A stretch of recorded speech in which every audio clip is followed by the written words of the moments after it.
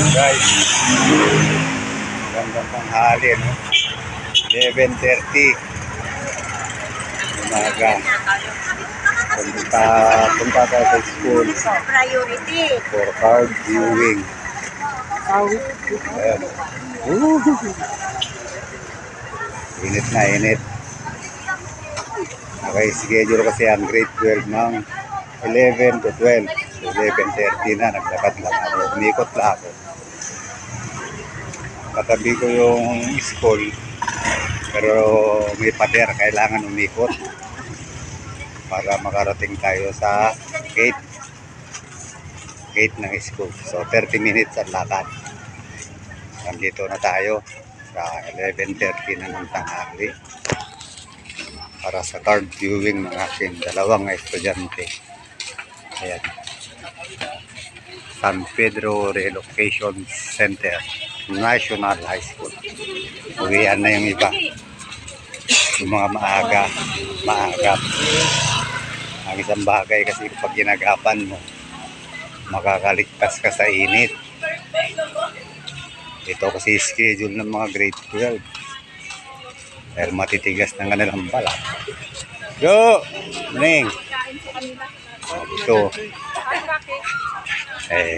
Yan. Natapat sila sa sobrang init. So, pupunta tayo dun sa ating pakay. Yan ang mga estudyante. Uy! Mga malilin. Yan sila. Kukunin lang naman yung ano. Yan, puro certification. So, bawal ang mag-video sa loob ng room. Sa labas lang pwede. Hindi ko alam kung pwede pa sa labas. Kasi, ano ito mga protection ng mga estudyante. So, bawal magsisisigaw. Video lang. Ayan, na sila. Sana mabutan pa namin yung init. ICT building. So, administration building. Ayan. Hey! Grabe talaga. Ayan na sila. May aw-aw. Ganda. Kasya. Kakasya ka ba? Ayan ang mga high school dito, guys. Ano? Masukal. Oh, masukal.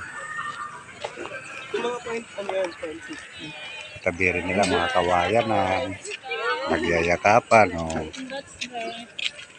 May mga certification binibigay. Meron sa akin. Yan, pamangkin ko yan. May lahi yan. May lahi ng Aita. Kaya maliit. Grade 12. Yung anak ko naiwan sa bahay. Aray ko. Yan. Ito yung building ng mga K-12. Hindi sila yan.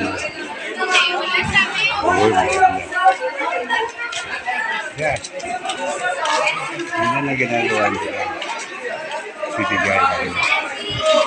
Ako, akit pa ako sa third floor. Yan. Oh, may certification sila. Hindi ko na i-vlog yung certification ng aking anak. Nandito na lang tayo, guys. Papatayin na natin yung harap ng school nila.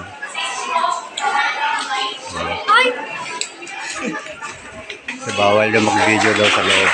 Kaya hanggang dito na lang, guys. Salamat, guys. Thank you. Bye!